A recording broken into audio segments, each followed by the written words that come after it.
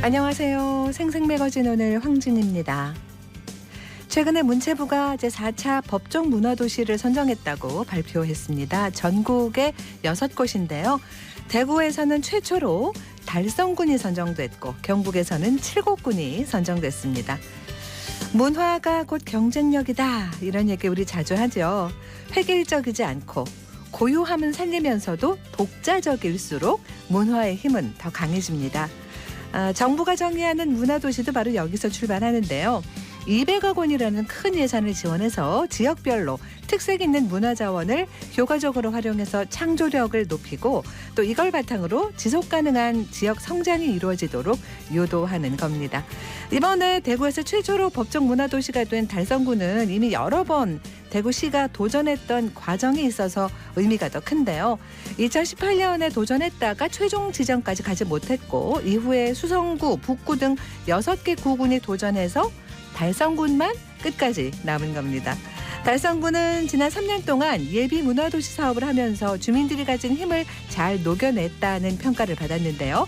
오늘 시사초점에서 달성군의 문화도시 지정 의미와 여러 사업들 소개합니다. KBS 대구 일라디오 생생매거진 오늘 12월 14일 수요일 순서 시작합니다.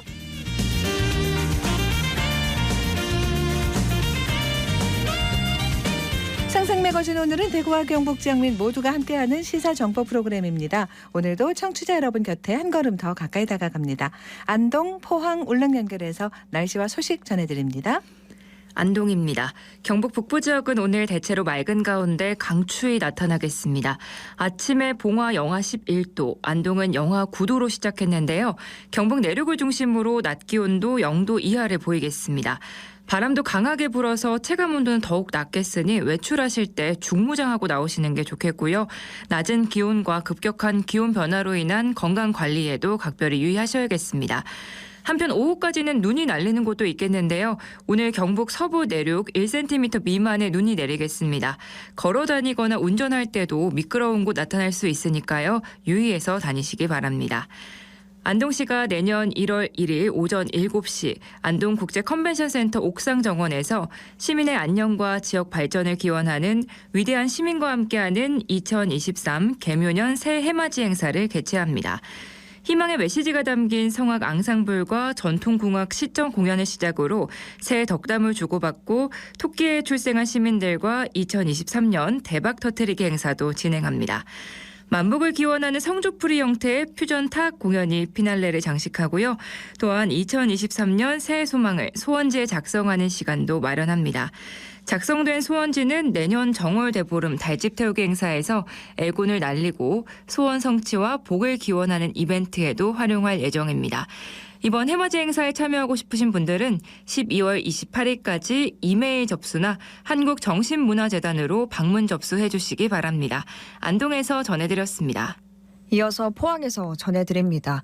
북극 한파가 기승을 부리고 있습니다. 현재 영덕과 울진에 한파주의보 내려져 있고요. 경북 동해안 전역에 강풍주의보 발효돼 있습니다. 낮 최고 기온 1도 안팎으로 어제보다 8도가량 크게 떨어지겠는데요. 바람까지 강하게 불어서 체감온도는 이보다도 낮겠습니다. 이번 추위는 다음 주 초까지 길게 이어지겠습니다. 두꺼운 옷과 장갑, 목도리로 추위 대비 잘해주셔야겠습니다. 8,000리터의 담수력을 가진 초대형 헬기가 울진에 배치됐습니다. 올해 경북에서 발생한 산불 100여 건 가운데 4분의 1 이상이 동해안에서 발생했고 특히 바람이 거센 동해안은 대형 산불의 위험이 더 큰데요. 기후변화 등의 영향으로 대형화하면서 연중 발생하는 동해안 산불 대응 역량을 강화하기 위해서 약천 후에도 비행이 가능한 초대형 헬기를 울진에 배치한 겁니다. 미국 에릭손 에어크레인사가 제작한 초대형 헬기의 담수량은 8,000리터고요. 물을 한 번 투하할 때마다 2,400제곱미터, 0.6헥타르 규모까지 진화할 수 있습니다. 또 강한 물대포를 장착해서 정밀한 진화가 가능하고요. 9톤에 달하는 화물을 싣고 2시간 넘게 비행할 수 있습니다. 경상북도도 2025년까지 담수량 10,000리터에 달하는 초대형 헬기 치누크를 도입할 계획인데요. 갈수록 잦아지고 커지는 산불에 이 초대형 진화 헬기 도입은 더 확대될 것으로 예상됩니다. 지금까지 포항이었습니다. 이어서 울릉입니다. 울릉도와 독도는 대설주의보가 발효된 가운데 눈이 내리고 있습니다. 현재 기온은 어제보다 8도 낮은 영하 4도, 습도는 90%입니다. 풍랑경보가 내려져 있는 동해중부 먼바다에는 서풍이 불면서 2에서 5m의 매우 높은 물결이 일고 있습니다. 오늘 여객선은 운항 통제됐습니다. 경북 체육회장 선거에 울릉 선거인단이 기상악화로 참여하지 못하게 됐습니다. 내일 안동 예술의 전당에서 개최되는 경북 체육회장 선거의 울릉군 선거인단은 10명인데요. 하지만 최근 동해상에 계속해서 풍랑주의보가 발효되는 등 높은 파고로 인해 여객선 운항이 중단되면서 울릉 선거인단의 발길이 묶인 상황입니다. 울릉군 선거인단은 기상악화를 우려해 투표일 이틀 전인 어제 출발하려고 했지만 여객선 운항이 전면 중단돼 출도가 불가능했고 오늘 역시 여객선 운항이 통제된 상황입니다. 만약 내일 여객선이 운항한다고 해도 안동에 도착하면 저녁 시간이기 때문에 투표 시간이 지나버려 울릉군 선거인단은 이번 선거를 포기해야 합니다. 울릉군의 경우 투표를 위해 육지로 나가야 하는 불편이 있는 데다 이번 상황처럼 기상이 악화되면 투표권을 행사할 수 없습니다. 지리적 특수성을 고려해 인터넷 투표나 부재자 투표 방식으로 울릉군 선거인단도 투표에 참여할 수 있는 제도를 만들어야 한다는 목소리가 나옵니다. 지금까지 울릉이었습니다.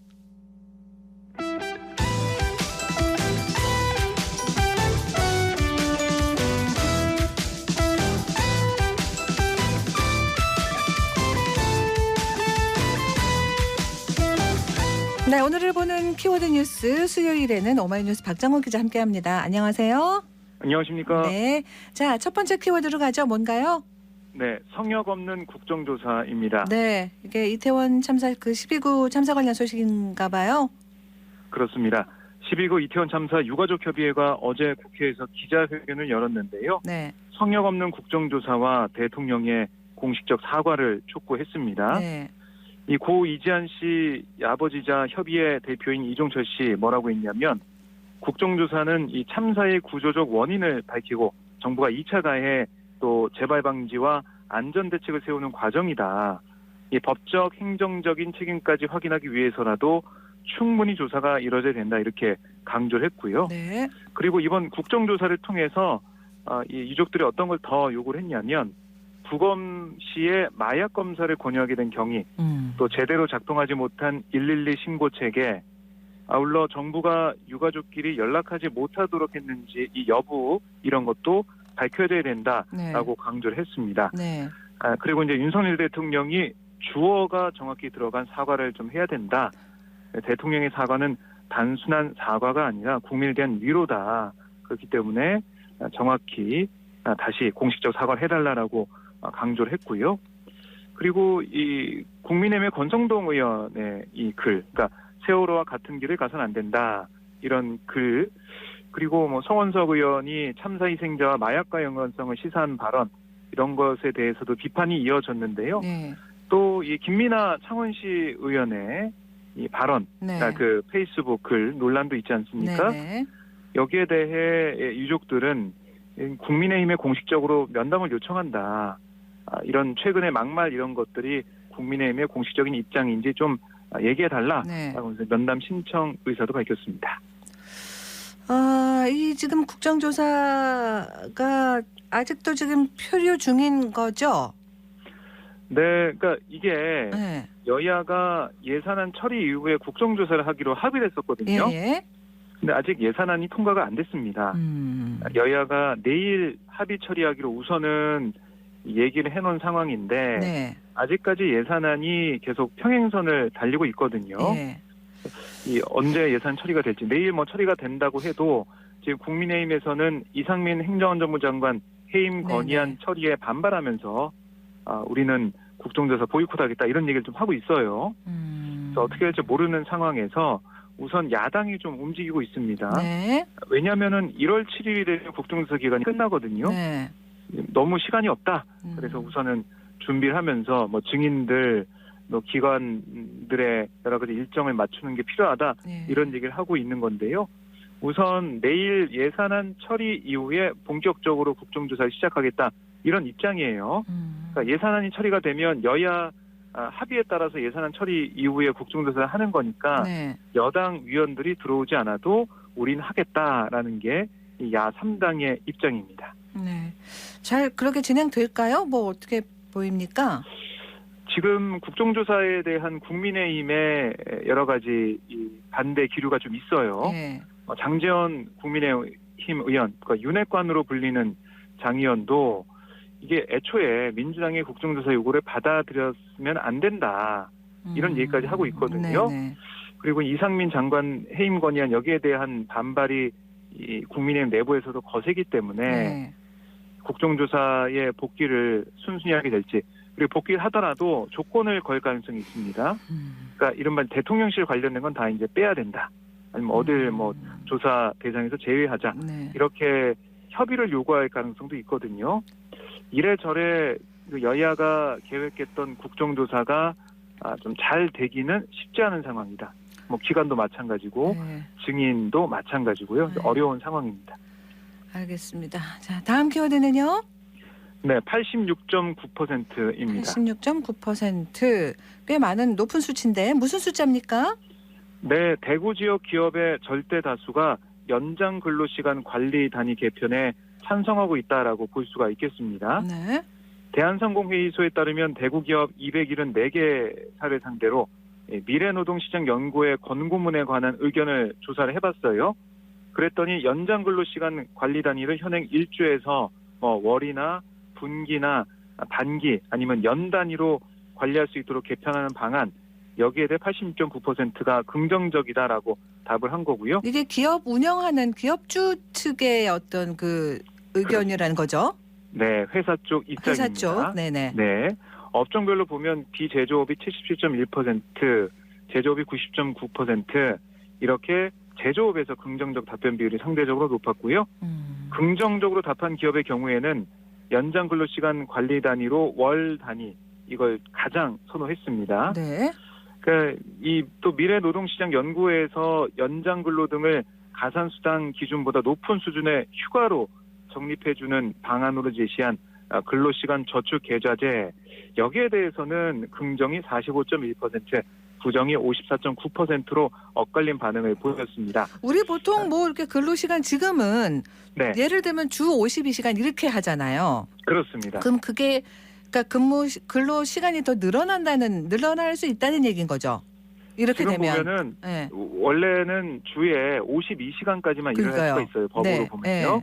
그런데 이걸 관리 단위를 일주일, 그러니까 일주일에 12시간이 제일 많은 거거든요. 우리가 40시간 일하고 플러스 12시간 52시간인데 네.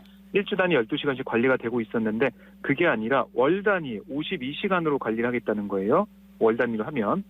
그래서 이걸 11시간 뭐 쉬는 시간 11시간을 보장해주고 뭐 계산을 해보면 하루에 이 일주일에 69시간을 일할 수 있는 겁니다. 하루 쉰다고 가정해서. 그러니까 52시간 최대 일할 수 있는 그 주간 시간이 69시간으로 늘어날 수가 17시간이 있다. 늘어난다.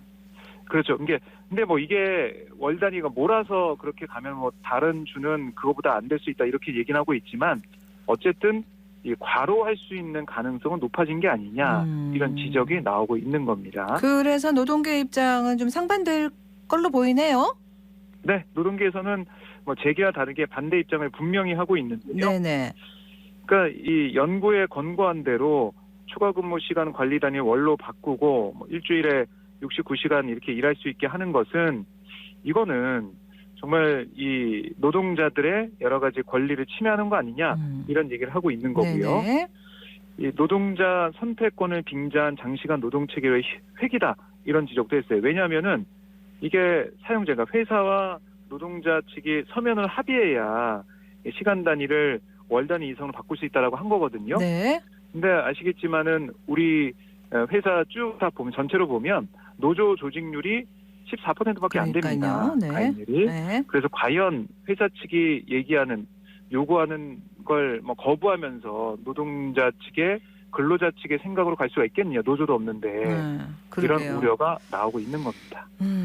이것도 지금 진행 중인 거죠, 이게 그죠? 네, 이게 이 연구회에서 미래노동시장 연구회 12명의 교수로 이루어진 연구회인데요. 네. 여기서 권고안을 낸 거예요.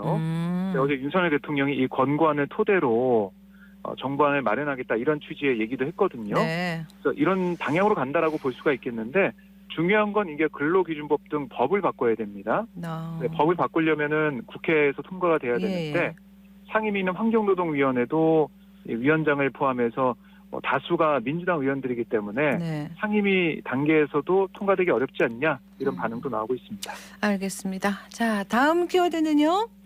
네, 부모급여입니다. 네, 이게 아이의 연령에 따라서 차등으로 지급을 하는 모양이더라고요. 내년 1월부터입니까? 네, 내년 1월부터 만 0세와 만 1세 아동이 있는 가정에 부모급여가 지급이 되는데요. 지금은 만 0세, 만 1세 아동 가정에 월 30만 원의 영아수당이 지급되고 있는데 네. 이걸 부모급여로 통합하고 확대하는 겁니다. 그래서 만 0세의 경우에는 월 70만 원의 현금이 지급되고요.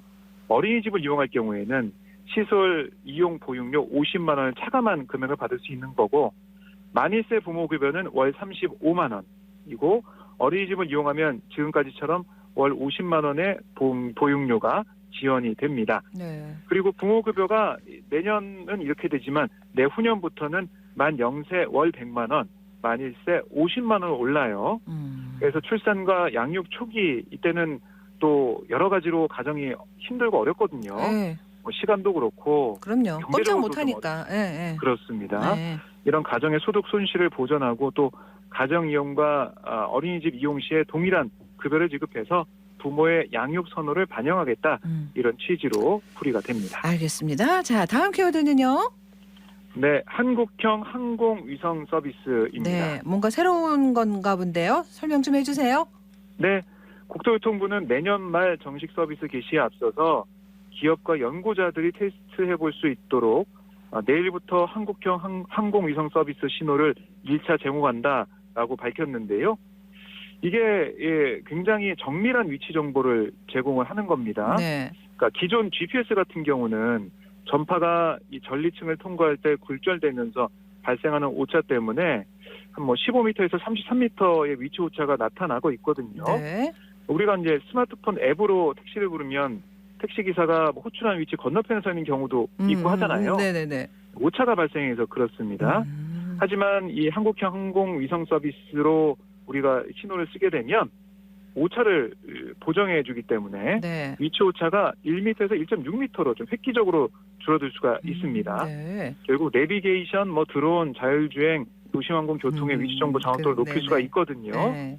이게 좀 잘 개발이 되고 실용화가 돼서요. 좀 더 정확한 위치 정보 서비스를 이용할 수 있기를 바란다. 이런 정부의 설명이 있었습니다. 알겠습니다. 오늘 여기서 마무리하겠어요. 고맙습니다. 네, 고맙습니다. 네, 오늘을 보는 키워드 뉴스 수요일 오마이뉴스 박정호 기자와 함께했습니다.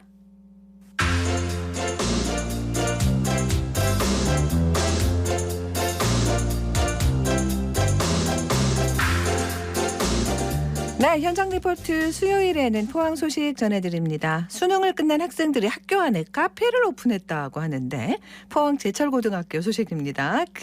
김유경 리포터가 다녀왔어요. 유경 씨 안녕하세요. 네, 안녕하세요. 네. 네, 지난 7일부터 9일까지 포항 제철고등학교에서는 카페 뭐해뭐해가 문을 열었는데요.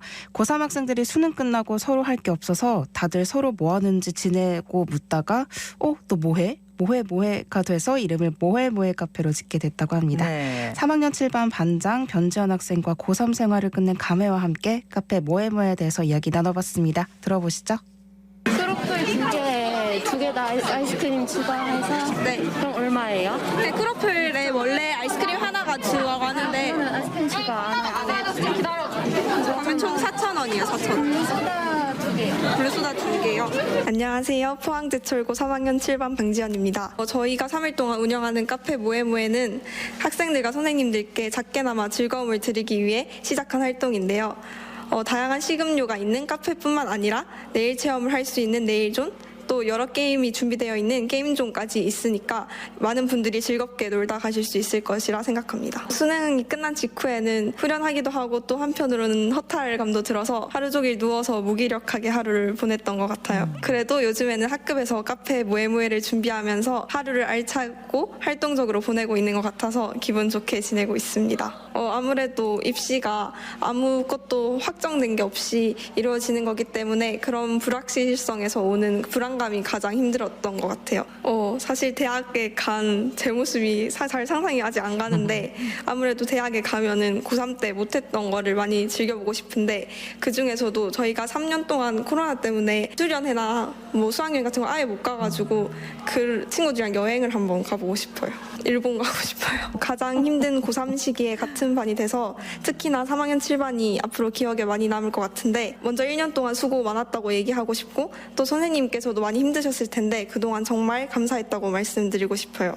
그리고 이번에 마블러스 7 마지막 프로젝트로 카페 모에모에를 열게 되었는데 준비하는 과정에서 각자 맡은 일을 열심히 해줘서 너무 고맙고 끝까지 한번 잘해봤으면 좋겠습니다. 아니 카페 모해모해가 네. 마블러스 7이라는 프로젝트의 뭐 하나였나 보네요. 네, 맞습니다. 네. 이 마블러스 7 프로젝트가 3학년 7반에서 했던 학급 프로젝트였는데요.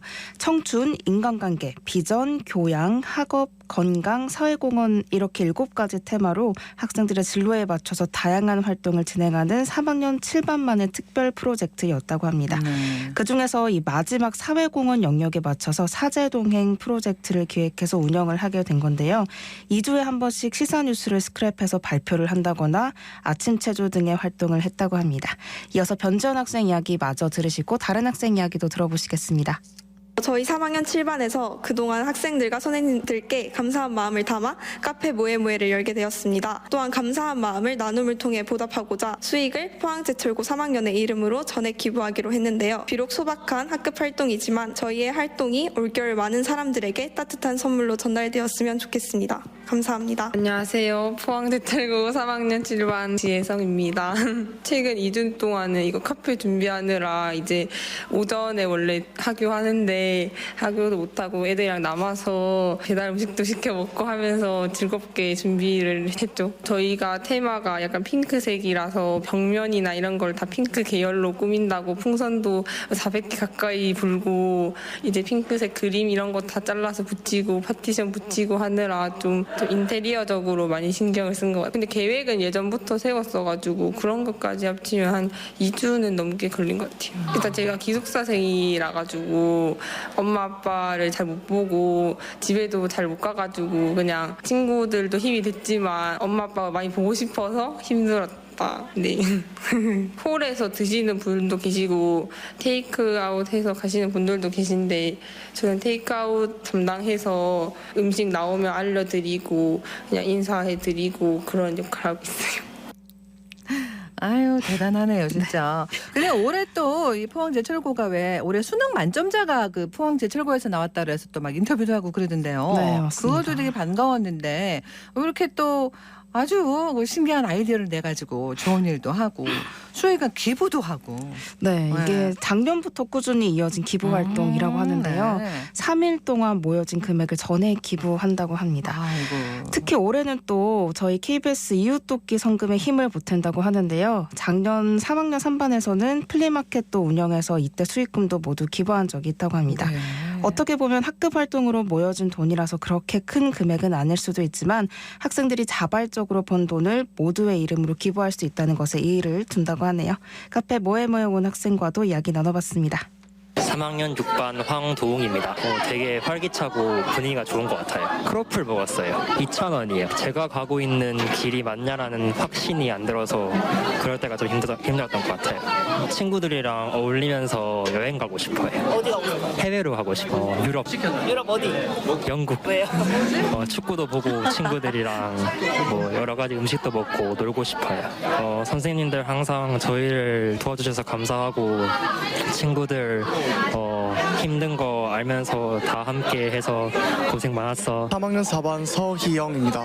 오늘 이제 잘 꾸며져 있고 이제 음식도 맛있어서 좋은 것 같습니다. 저는 호떡 먹었습니다. 약간 좀 퍽퍽하긴 한데 그래도 맛있어서 이제 다행인 것 같습니다. 처음 생활 동안 이제 공부할 양이 이제 국영수 과탐까지 여러 과목 공부해야 되다 보니 이제 할 게 많아서 좀 힘들었습니다. 고려대 가서 일단은 동아리 같은데 여러 곳에 문화대에 이제 가입해서 신나는 대학 생활을 즐기고 싶습니다. 축구라든지 일단 그런 운동 동아리랑 창업 동아리, 그런 창업 동아리 같은 좀 이제 아이디어를 생산할 수 있는 그런 동아리를 좀 들어가고 싶습니다. 이제 2년 동안 수능과 입시라는 목표를 위해서 이제 다시 달려온 친구들과 선배님들 수고 많으셨습니다. 얘들아 수고했어. 네, 포항제철고등학교 3학년 7반 학생들의 뭐해 카페 소식 전해드렸는데요. 이번 주쯤이면 이제 대학 발표가 하나둘씩 날 시기입니다. 맞아요. 학생들 모두 원하는 대학에 꼭 합격했으면 좋겠습니다. 네, 잘 들었습니다. 네, 고맙습니다. 네, 포항 김희경 리포터였습니다.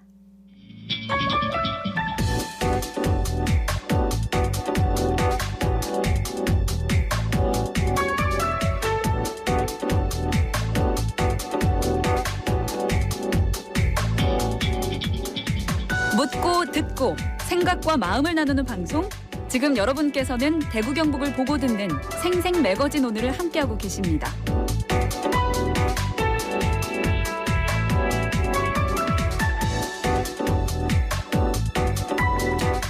달성군이 예비 문화도시 사업을 거쳐서 대구에서 최초로 문화도시로 선정됐습니다. 지역의 고유한 문화가 이 도시의 경쟁력으로 이어지는 거잖아요. 문화로 지역을 바꾸는 사업들 어떻게 하는지 오늘 그 얘기 나눠봅니다. 달성문화재단 박병구 대표이사 전화 연결합니다. 안녕하세요. 네, 안녕하십니까. 아이고, 축하드립니다. 네, 감사합니다. 네. 달성군이 대구 최초의 문화도시로 선정되기까지 참 도전의 시간이 길었습니다. 우리 대표사님 전화 소화기를 약간 턱 밑으로 좀 내려주시면 좋겠어요. 네. 네. 이 사업을 처음 시작한 게 언제였습니까? 문화체육관광부에서 지정하는 이 문화도시 사업은 지자체에서 문화도시 공모에 신청하여 5년간의 문화도시 조성 사업 계획을 제출하고 신청 지자체 중에 예비 문화도시로 지정받은 도시들이 1년간 사업을 추진하게 됩니다. 네. 익년도에는 예비 사업 추진 실적과 보완된 문화도시 조성 계획을 평가하여 최종 문화도시에 지정되는 사업입니다. 달성군은 2020년 예비 문화도시로 지정받아서 2021년 제3차 문화도시에 도전하였으나 탈락하고 네. 예비 문화도시로 재지정되어서 1년간의 사업 기간을 더 가지게 됨으로써 사업 내용을 보완할 수 있었습니다. 네. 그 결과 지난 11월에 실무 검토단의 16개 지자체 현장 평가와 함께 조성 계획 발표 평가를 거쳐서 달성군이 대구 최초로 문화도시에 지정되었습니다. 그래요. 그러니까 이제 이 사업이 지역의 특색, 이 지역만이 가진 문화 경쟁력을 중심에 두는 거잖아요. 네, 달성군이 가진 비전은 어떤 건가요? 달성군은 역사적 사실을 바탕으로 한 문화 콘텐츠를 발굴하고 10년 이상 꾸준히 추진해오고 있는 사업들이 있습니다. 대구 시민이라면 한 번쯤은 관람해 보았거나 들어보았을 사문진 나루터에서 열리는 100대 피아노 콘서트와 강정보에서 개최되는 달성 대구 현대미술제가 대표적인데요. 네. 최초의 서양식 피아노가 들어온 사문진 나루토와 1970년대 젊은 작가들의 전위적 예술 활동이 펼쳐진 강정보가 우리 고장 달성에 있었기 때문입니다. 달성 문화도시는 들락날락하는 누구에게나 호혜로운 문화도시라는 비전을 내세우고 있습니다. 달성구는 평균 연령 40.2세인 젊은 세대들이 많은 도시이지만 동시에 문화와 교육에 관한 문제로 타 지역으로의 이탈도 많은 도시이기도 합니다. 네. 또한 7개의 산업단지가 있어서 출퇴근하는 근로자와 다문화 가정도 많은 도시이고요. 달성은 문화도시 사업을 통해 달성 군민과 함께 달성을 들락날락하는 모든 이들과 우정을 나누는 도시, 그리고 친구가 되는 도시, 이웃이 되는 도시, 호혜로운 문화도시를 만들어 가고자 합니다. 네. 네. 그러니까 지역만의 문화 경쟁력을 갖추기 위해서 이제 주민 주도를 아주 많이 강조를 합니다. 그동안 이제 예비 문화 도시였고 이제 문화 도시로 지정이 됐는데 그동안 달성군만의 전략을 어떻게 세우신 거예요? 저희들 달성군은 대구 면적의 절반을 차지하고 있는 곳입니다. 같은 달성군인데도 다사에서 가창까지 가려면 1시간 정도의 소요 시간을 할애해야 합니다. 네네. 예, 달성 문화도시는 이 광범위한 달성군을 생활권에 따라서 4개의 권역으로 구분하여 권역별 특색 있는 기획 사업을 추진할 예정입니다. 예비도시 사업을 통해서 권역별 소위원회가 구성이 되었고 각 권역마다 정주하고 있는 예술가와 주민분들께서 다양한 문화활동 프로그램을 직접 기획해보는 경험을 해보았습니다. 네. 권역별 거점 공간을 중심으로 주민층의 특성을 고려하여 기획된 프로그램들을 통해서 여성 합창단이 만들어지고 주민들과 어린이들이 함께 거점 공간에 벽화를 그려 아름답게 꾸미기도 하며 문화해설사와 달성에 방문한 분들과 함께 달성의 명소들을 알아보는 관광형 체험 프로그램들도 추진되었습니다. 네. 향후 5년간 문화도시 사업에서도 이 경험을 더욱더 확대해 나갈 것이고 이제 달성군은 변방의 이미지에서 대구 문화예술의 중심축으로 변모해 나갈 것이라고 확신합니다. 특히 어린이나 청소년들이 이 문화도시 사업에 적극적으로 참여한 거 이것도 아마 눈에 띄는 점이었지 않을까 싶어요. 네네. 달성의 미래 자산은 어린이와 청소년들입니다. 그들이 상상하는 달성에 대하여 귀 기울여 보고 스스로 참여하고 바꿔나갈 수 있는 문화의 힘을 느끼게 해주고 싶었습니다. 네. 대표적으로는 전시회와 그리고 기자단 2가지 사업이 있었습니다. 어린이들이 그린 1200장에 달하는 엽서로 문화 달성을 표현하는 전시회를 개최하였고 어린이들이 예술가 당사자가 되어보는 경험을 제공하였습니다. 네. 그리고 쫑구 참사대에 선발되는 어린이들이 달성의 권역별 거점 공간과 문화자원을 돌아보고 기자의 역량을 갖출 수 있는 워크숍을 진행해 보기도 했습니다. 향후 문화도시 사업을 통해서 이런 참여의 기회를 어린이와 청소년들에게 꾸준히 제공한다면 더 밝은 달성의 미래를 꿈꿀 수 있다고 봅니다. 네.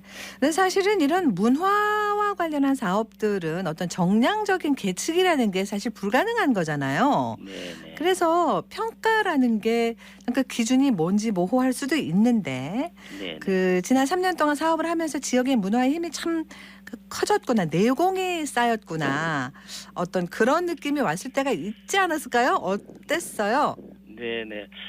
지난 10월에 달성 문화도시 축제 들락날락을 개최했었습니다. 네. 단연간 활용하지 못했던 옛 하원 운전면허 시험장에서 개최가 되었습니다. 예.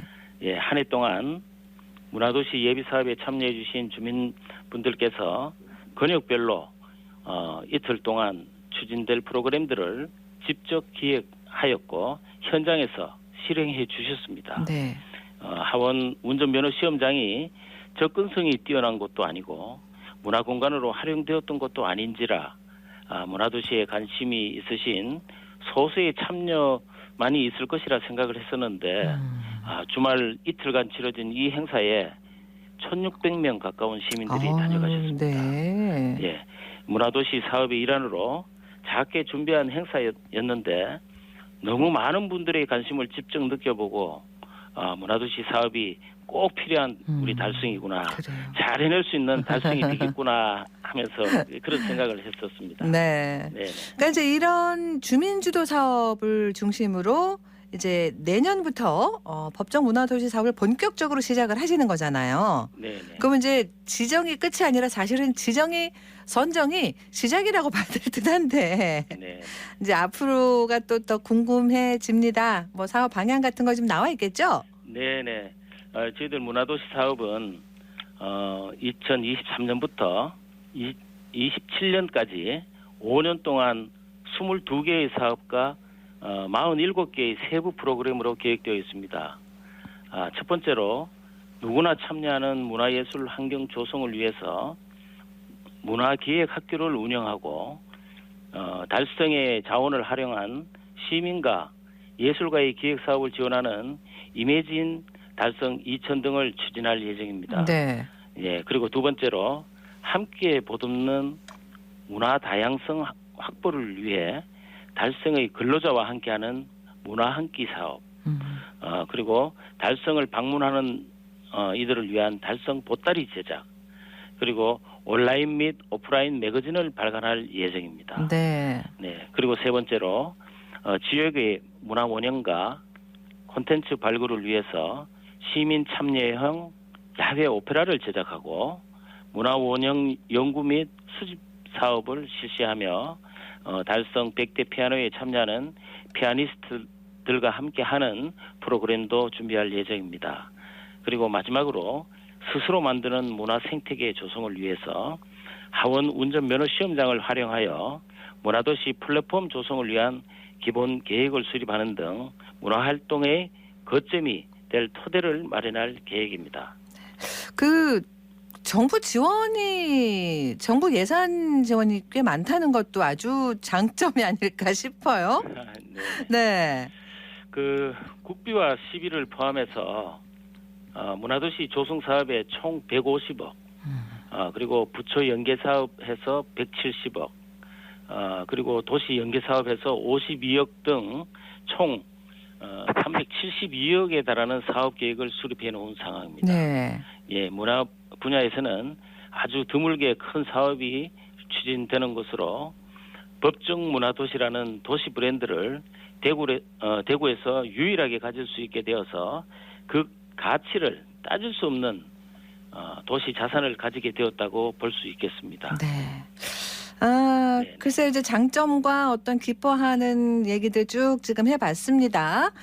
그런데 달성군이 가진 글쎄 뭐 약점이라 그럴까요? 이거는 좀 문화적으로 좀 뭔가 좀 더 채워야 된다라는 게 있으면 사실 그런 것도 찾아내서 바꾸는 게 중요하잖아요. 네. 네.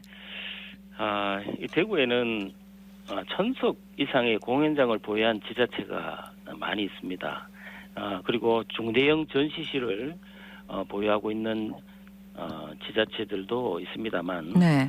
달성은 아직 대형 공연장과 전시관이 없습니다. 이 문화도시 사업을 통해서 하원 운전면허 시험장에서 예술가와 주민의 생산적 창조적 예술 활동을 펼칠 수 있는 플랫폼을 만들고 그리고 문화도시 브랜드를 갖추어 나간다면 달성군이 추진하고 있는 국립 근대미술관 유치에도 탄력을 받을 수 있을 것이라 생각됩니다. 그래요.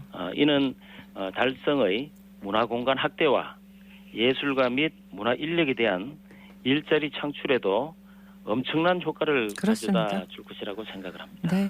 이번 문화도시 선정은 달성군뿐만 아니라 사실 대구시에 자랑이 된 거잖아요, 그죠? 네, 맞습니다. 그래서 앞으로 이제 지역사회 전체로 다양한 사업 효과가 나타나기를 기대하고요. 오늘은 여기서 말씀 마무리할게요. 고맙습니다. 네, 감사합니다. 네. 달성문화재단 박병구 대표이사와 얘기 나눴습니다.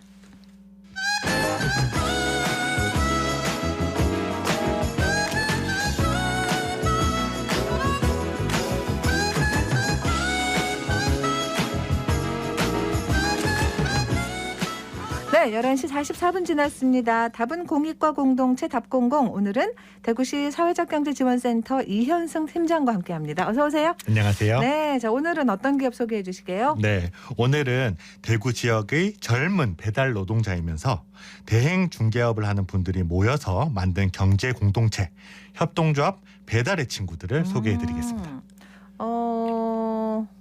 배달 대행 플랫폼이 진짜 요즘 하시는 분들도 많아졌습니다. 맞습니다. 오늘 이제 협동조합을 드디어 만들었군요. 대구에서 하시는 분들. 맞습니다. 네, 대구에서 배달 대행 그리고 플랫폼 노동은 요즘 우리 곁에는 굉장히 많이 맞습니다. 늘었는데요. 네. 우리 삶에 꼭 필요한 일이지만 사실 위험하다. 힘들다라는 인식도 일반적이기도 하고 소비자들은 아깝다 이런 생각도 하기도 하는데요. 네네. 그런데 이제 늘어나는 공급으로 경쟁도 치열해지고 그만큼 라이더들이 처한 현실도 사실은 녹록지 않은 그럼요. 현실입니다. 사고 위험에 노출돼 있고 맞습니다. 힘드시죠. 네, 그래서 이제 특수 형태 고용자 대상으로 하는 필수 안전 교육을 대행사에서 해야 함에도 하지 않다거나 의무보험에 가입을 조금 하지 않는다거나 불공정 거래 계약이라든지 갑질 문제 이런 부분들이 사실 많이 일어나고 있는데요. 네네.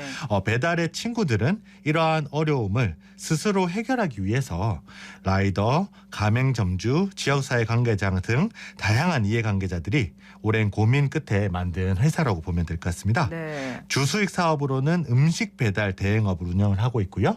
공유주방 달리오 운영과 창업교육이나 프랜차이즈 가맹 사업도 하고 있습니다. 네.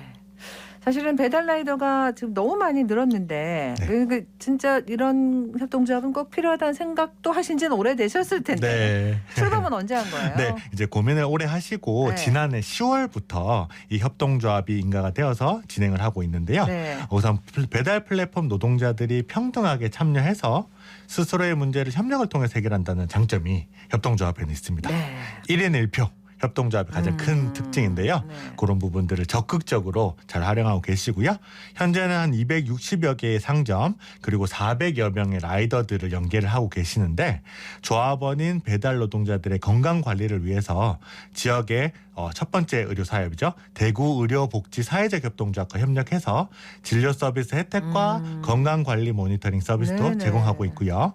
배달원인 조합원들의 자립을 위해서 다양한 사업을 기획하고 운영합니다. 그래요. 네. 그러니까 이제 협동조합이 많은데 다양한 네. 종류로 네.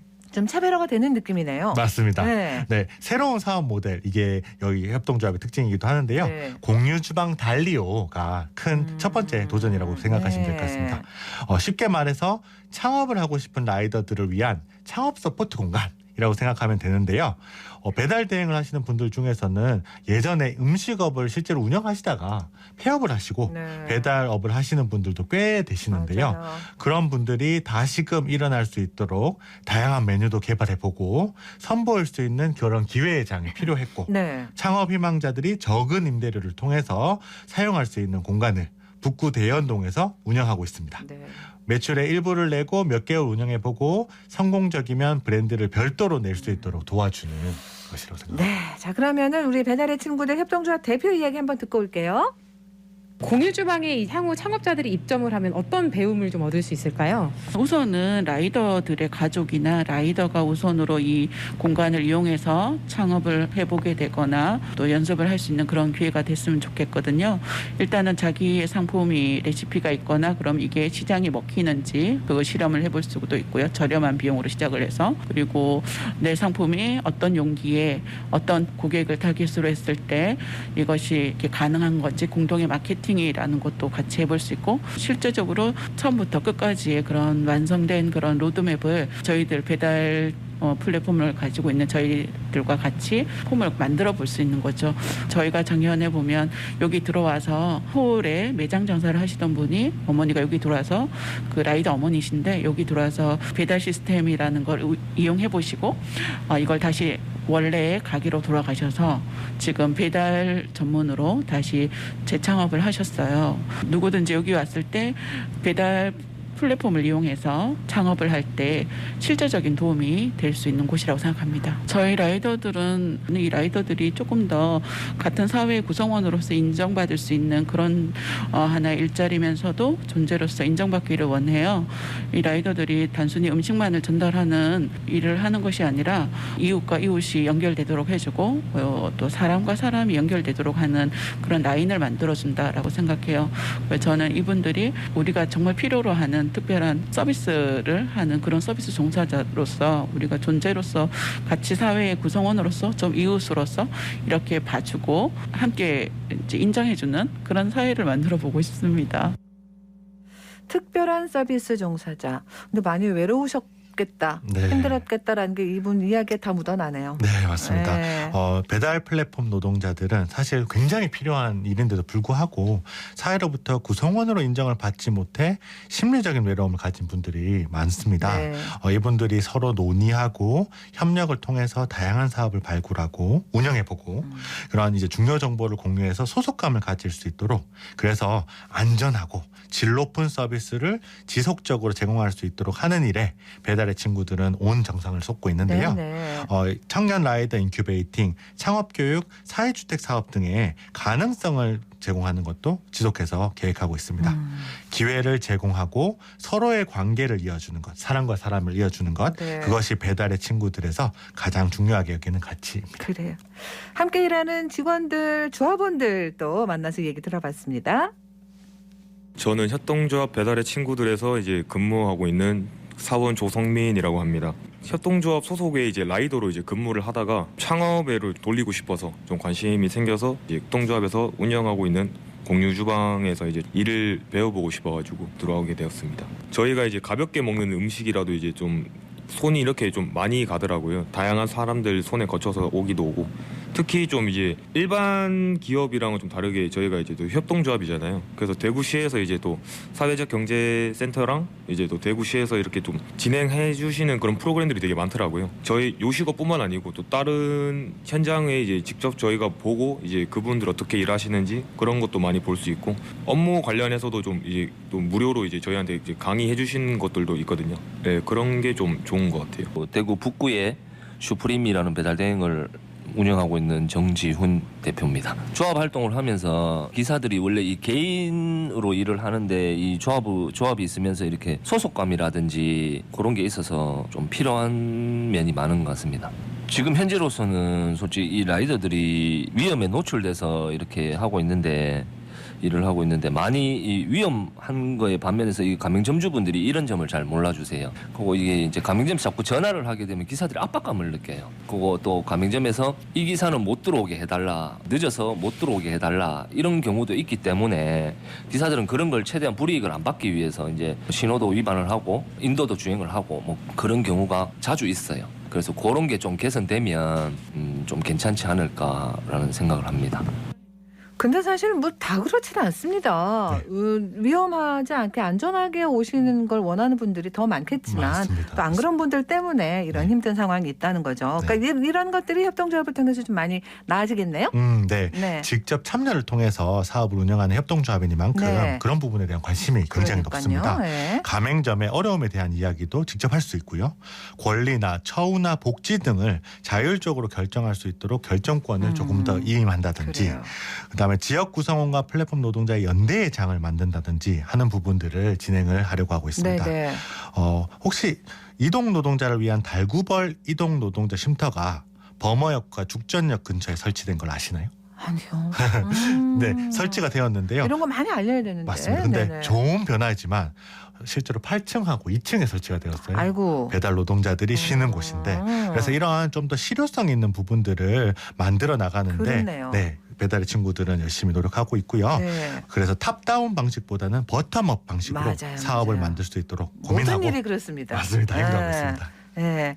참 의미 있는 협동조합입니다. 근데 이게 이제 사업이니까 맞습니다. 사업 모델로 정착이 되려면 시간이 좀 걸리고 여러 가지 방법들이 또 이렇게 나와야 될 것 같은데. 네, 실제로 네. 어려움도 굉장히 많은데요. 네, 네. 예를 들어 공유주방 달리오의 경우에는 창업할 때는 작은 공간으로 충분한데 인큐베이팅 되면서 점차 추가 공간이 필요하기도 하고요. 배달 라이더들을 위한 오토바이 렌트라든지 보험 비용이라든지 또 여긴 재생용기를 활용한 배달 사업도 고민하고 있는데 이런 부분에 대해서 사실은 자금이 필요한 부분들도 있습니다. 네. 그래서 이제 투자를 위한 IR 피칭이나 최근 관심을 받고 있는 사회적 금융, 그러니까 가치를 추구하는 자금 수요자에 대해서 대출을 하고 투자하는 금융 등을 통해서 수입을 조금 다각화할 필요가 있을 것 같습니다. 네, 네. 그 일환으로 이제 또 플랫폼 노동을 지역 내 순환 물류 한 축으로서 사업권을 구축하거나 지자체랑 협업해서 골목 안정 지킴이라든지 고독사 방지라든지 방범, 소화물 배달 업무 등을 연계하는 부분들도 또 사업 다각화의 일환으로서 가능하지 않을까 생각합니다. 그 배달하시는 분들 보험은 어떻게 다 가입이 되어 있습니까? 네, 가입이 되어 있죠. 근데 네. 이제 이 보험료가 고가이다 비싸죠. 보니까 네. 현실에서는 가정용 보험에 가입하기도 하는 부분들도 있고요. 그래서 사고 시에 보상도 제대로 받지 못하는 경우도 생기기도 하고 네네. 가입자도 적어서 보험료도 높아서 사실 쉽지 않은 것도 사실입니다. 네. 그래서 이런 부분들은 정책적으로 무사고 안전운행 수치 환산을 통해서 보험료를 낮추는 부분들, 그런 부분을 통해서 보험 가입률을 높이고 위험 운전을 낮추는 데 도움이 되지 않을까 생각이 되는데요. 알겠습니다. 시대가 변화하면서 이러한 플랫폼 노동 같은 새로운 노동 형태는 계속해서 네네. 나올 것 같습니다. 네. 이러한 부분들이 지역 내에 잘 정착해서 다양한 모습을 사회적 경제가 해결하는 그런 부분들이 생기기를 바랍니다. 알겠습니다. 네. 말씀 고맙습니다. 감사합니다. 네, 이현승 팀장과 얘기 나눴습니다. 교통정보입니다. 서유리 리포터. 네, 먼저 시내도로 정보입니다. 북비산로 평리내거리에서 서대구역 내거리 방향 신호 앞두고 밀림과 풀림 반복하고 있고, 칠곡 중앙대로는 태전 3거리에서 태전교 방향 태전 3거리 지난 지점 2차로에 승용차 고장으로 정차 중입니다. 이어서 동북로 살펴보면 연암내거리에서 성북교 방향 좌회전 차량은 연암내거리 신호 2번 받고 이동하고요. 이어서 사고 소식도 있습니다. 비슬로 유천교에서 유천내거리 방향 유천내거리 앞 1차로에 승용차 2대 접촉사고 발생했습니다. 2차 사고 발생하지 않도록 인근 지나신다면 1차로 피해서 지나시기 바랍니다. 계속해서 고속도로 상황입니다. 경부고속도로 부산 방향 김천분기점부터 구미나들목 지나서 외관나들목까지 교통흐름 좋고요. 반대 서울 방향으로 영천분기점에서 동대구 분기점까지 소통 원활합니다. 지금까지 이 시각 교통정보였습니다. 오늘 추위 대비 저도 완전 단단히 하고 나왔는데 밤에 눈발도 좀 날리고 그랬어요. 울릉, 독도, 수도권 전국 곳곳에 눈도 많이 내렸는데 전국적으로 춥습니다. 오늘도 대구 낮 기온 한 1도 정도라고 합니다. 대부분의 시군 경북에도 한파 경보 주의보 내려져 있고 이렇게 칼바람이 불어가지고 훨씬 더 춥게 느껴집니다. 한 다음 주 초반까지는 추위가 이어진다고 하니까 건강 잘 챙기시고요. 주머니에 손 넣고 막 가다가 미끄러우면 꽈당하거든요. 안전사고 조심하셔야 됩니다. 12월 14일 수요일 생생매거진 오늘 여기까지입니다. 함께해 주신 여러분 고맙습니다.